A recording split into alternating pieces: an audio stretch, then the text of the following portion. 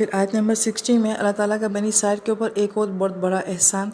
کہ وَإِذِ اسْتَسْقَىٰ مُوسیٰ لِقَوْمِهِ کہ جب انہوں نے موسیٰ علیہ السلام سے پانی کو مانگا، فَقُلْنَا ہم نے کہا نَضْرِب بِعَصَاكَ الْحَجَرَ کہ آپ اپنے عصا کو پتھر کے اوپر ماریے،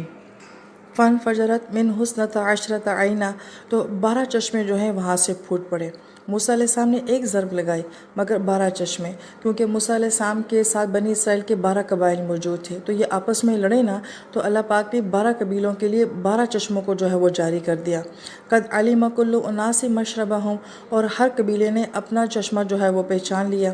اللہ پاک نے فرمایا کلو کھاؤ وشربو پیو من رزقہ اللہ تعالیٰ کے رزق سے۔ اب یہاں پہ غور کریں کہ اللہ تعالیٰ جو ہے بندے کو کھانے سے، پینے سے، انجوائمنٹ سے نہیں منع کرتے، صرف اللہ تعالیٰ کس بات سے منع کرتے ہیں کہ اس میں گناہ نہیں ہونا چاہیے۔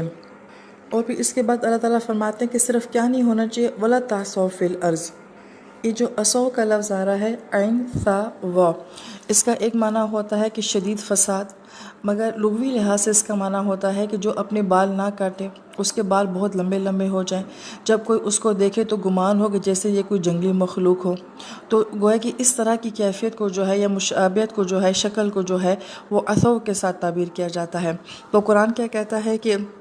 زمین میں ایسے جنگلیوں کی طرح جو ہے مفسدین فساد مت کرو، اور مفسدین بھی جو ہے یہاں پہ اسم کی صورت میں آ رہا ہے کہ مسلسل فساد کرنا، کہ جن کے پاس جتنی زیادہ سہولیات ہوتی ہیں وہ زمین میں اتنے زیادہ فساد کا باعث بنتے ہیں۔